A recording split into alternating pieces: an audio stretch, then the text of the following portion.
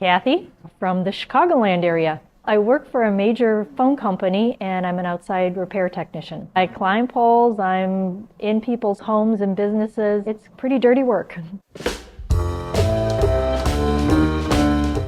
Long and it's big. It needs its own zip code.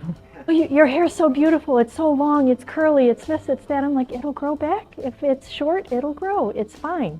Based on what I've seen Christopher do, I don't care. It's hair, it'll grow, and I have faith. He chopped it all off. How easy can that be? I love it. It really hasn't changed much in 30 years. I was just kidding. It's all here and it is amazing. I'm going to be 58 very soon and I don't really want to look it or feel it.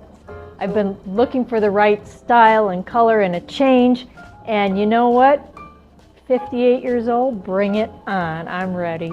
Gone towards different warmer colors, and this ash color and changing some of the things in my skin tone with different colors of makeup have really lit it up. I couldn't be happier. I would like to just be more up to date. Everybody here has been amazing. You are so welcoming and friendly. I did not feel uncomfortable about anything. Taxi went for the ashier highlights and it didn't work, but yeah, pretty.